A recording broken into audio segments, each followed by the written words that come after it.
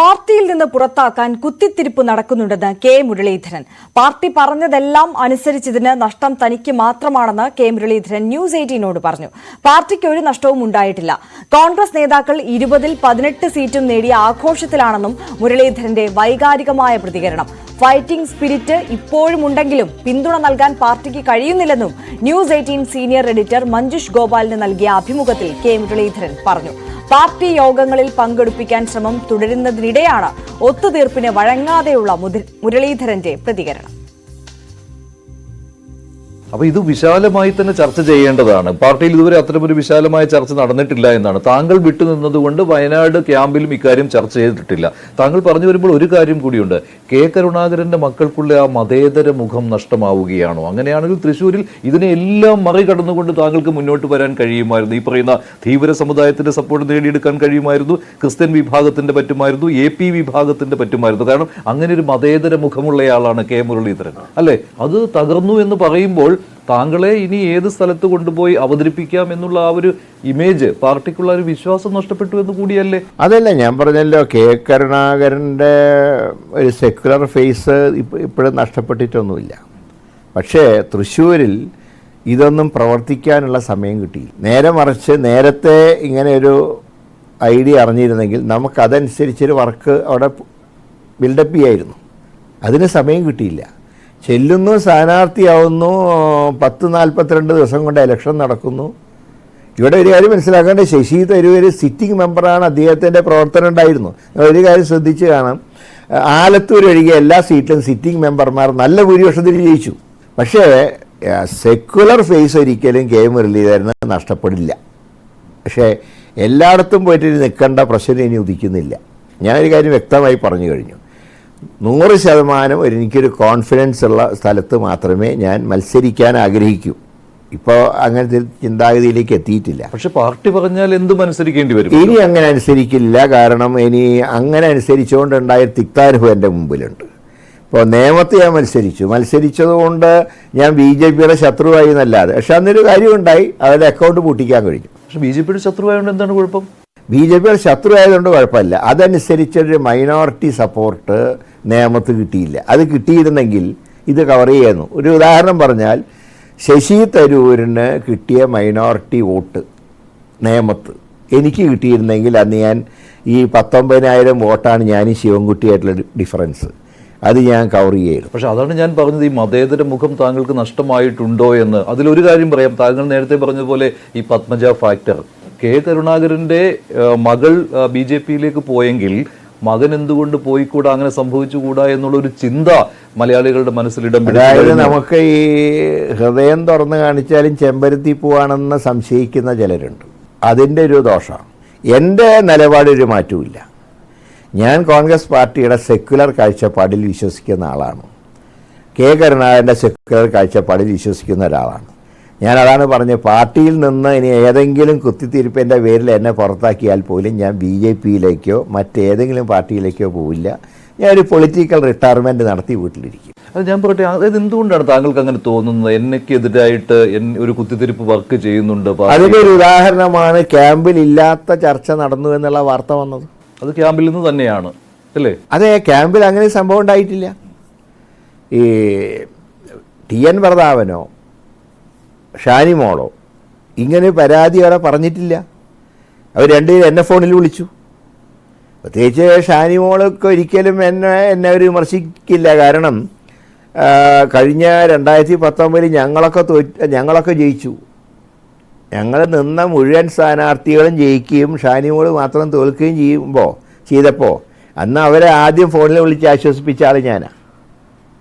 കാരണം ഞാൻ ജയിച്ചവരെ വിളിച്ച് കൺഗ്രാജുലേറ്റ് അല്ല ചെയ്തത്. ഞങ്ങളോടൊപ്പം നിന്ന് സ്ഥാനാർത്ഥിയായി ഞങ്ങളോടൊപ്പം ലോക്സഭയിൽ വരേണ്ട ഒരു സഹോദരി തോറ്റുപോയപ്പോൾ ഞാൻ അവരെ ഫോണിൽ വിളിച്ച് ആശ്വസിപ്പിച്ചു. അങ്ങനെ ഒരു ആശ്വാസവാക്ക് താങ്കൾക്ക് ഇത്തവണ കിട്ടിയോ? KPC പ്രസിഡന്റ് എൻ്റെ വീട്ടിൽ വന്നു. രാഹുൽ ഗാന്ധി എന്നെ ഫോണിൽ വിളിച്ചു. VD സതീശനും KC വേണുകാലൊക്കെ ഫോണിൽ വിളിച്ചു. അത് വിളിച്ചിട്ടില്ല എന്ന് ഞാൻ പറയില്ല. പക്ഷേ ആ ക്യാമ്പിൽ നിന്ന് പുറത്തു വന്ന ആ വാർത്തയുണ്ടല്ലോ, അതെന്തായാലും ക്യാമ്പിൽ പങ്കെടുത്ത ആളുകളിൽ നിന്ന് തന്നെ പുറത്തു വരികയുള്ളൂ, സംശയമില്ലാത്ത കാര്യമാണല്ലോ. അങ്ങനെയാണെങ്കിൽ ആ പുറത്തു വന്ന വാർത്ത അത് ചർച്ച ചെയ്യണം എന്നുള്ള ഉദ്ദേശ്യവും അവർക്കുണ്ട്. കാരണം എന്തുകൊണ്ട് കെ മുരളീധരൻ ഇങ്ങനെ പാർട്ടിയെ ധിക്കരിച്ച് നടക്കുന്നു? അദ്ദേഹം ഇന്ന സ്ഥലത്തെ മത്സരിക്കുമെന്ന് ഇനി എന്തിന് വാശി പിടിക്കുന്നു? പാർട്ടിയുടെ ക്യാമ്പ് ബഹിഷ്കരിച്ച് അദ്ദേഹം നടക്കുന്നു തുടങ്ങിയ കാണിക്കുന്നതിന് ഞാൻ പറയാം, എല്ലാം കൊണ്ട് നഷ്ടം ഉണ്ടായത് ആർക്കാ? ഇതിൽ ഈ പാർട്ടി പറഞ്ഞ എല്ലാം ഞാൻ അനുസരിച്ചു, പാർട്ടി പറഞ്ഞ സ്ഥലത്ത് പോയിട്ടൊക്കെ മത്സരിച്ചു. പക്ഷേ നഷ്ടം ഉണ്ടായത് കെ മുരളീധരന് മാത്രമാണ്, പാർട്ടിക്ക് നഷ്ടം ഉണ്ടായിട്ടില്ല. പാർട്ടി ഇലക്ഷനിൽ 20-18 ജയിച്ചതിൻ്റെ ആഘോഷമാണ് പാർട്ടിയിൽ, നേതാക്കൾക്ക് ആഘോഷമാണ്. പക്ഷേ ഒന്നുമില്ലാത്ത ഒരാളായിട്ട് മാറിയത് കെ മുരളീധരനല്ലേ. അതുകൊണ്ട് ഞാൻ ഒറ്റ കാര്യം പറഞ്ഞുള്ളൂ, മത്സരിക്കണം, എവിടെയെങ്കിലും പോയി മത്സരിക്കണം എന്ന് പാർട്ടി പറഞ്ഞാൽ ഞാൻ അതിനില്ല, ഞാൻ ഈ മത്സരിക്കേണ്ടതാണ് പാർട്ടി പറയുന്നതെങ്കിൽ സന്തോഷം.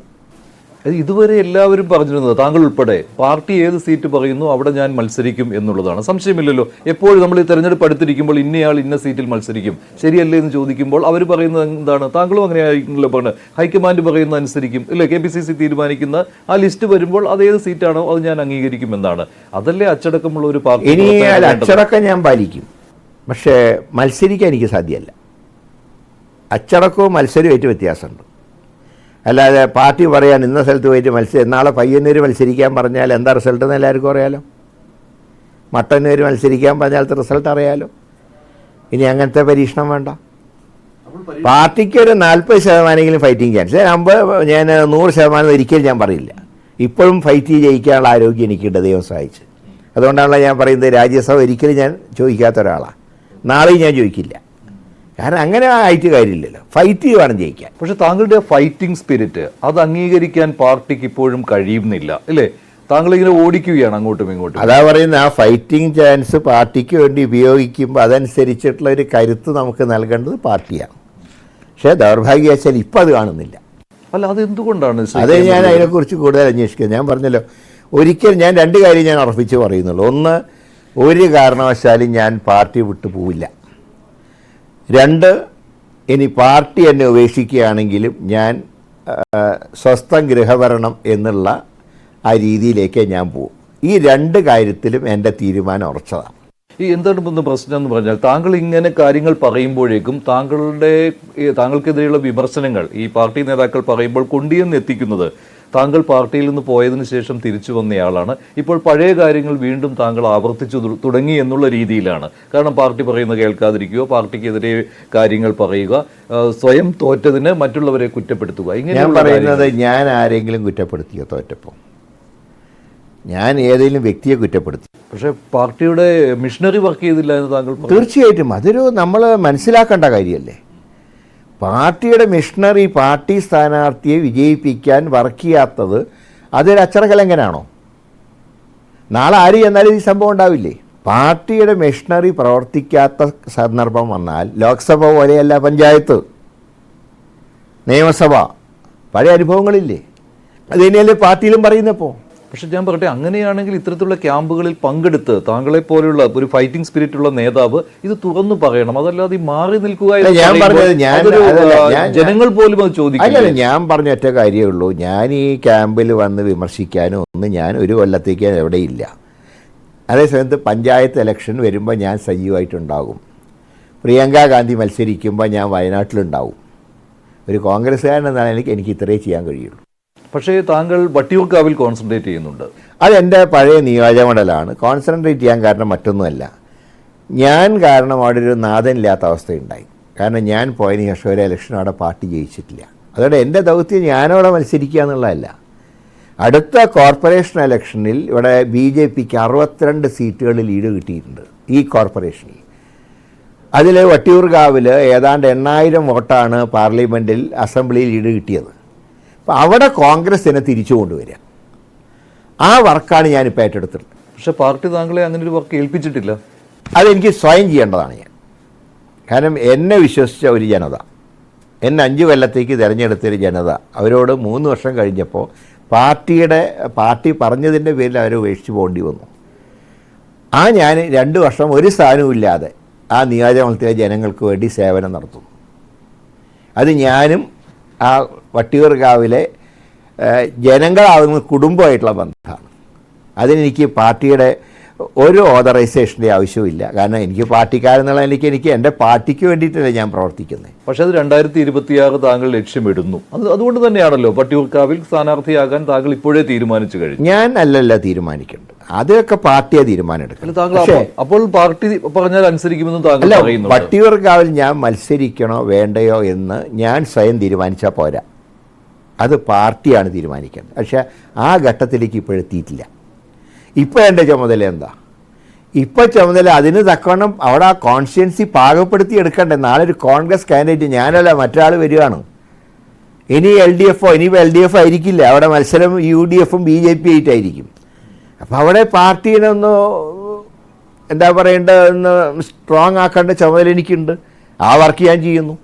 അപ്പോൾ പക്ഷേ വട്ടിയൂർക്കാവ് അല്ലാതെ മറ്റൊരു മണ്ഡലത്തിൽ താങ്കളെ പരിഗണിക്കുകയാണെങ്കിൽ താങ്കൾ മത്സരിക്കില്ല. ഞാനിപ്പോൾ അതിനെക്കുറിച്ച് പറയുന്നില്ല. ഞാൻ പറയുന്നത് എവിടെയെങ്കിലും പോയി മത്സരിക്കുന്ന ഏർപ്പാട് ഇനിയില്ല. മറ്റു കാര്യങ്ങൾ പിന്നെ നമുക്ക് ആലോചിക്കാം.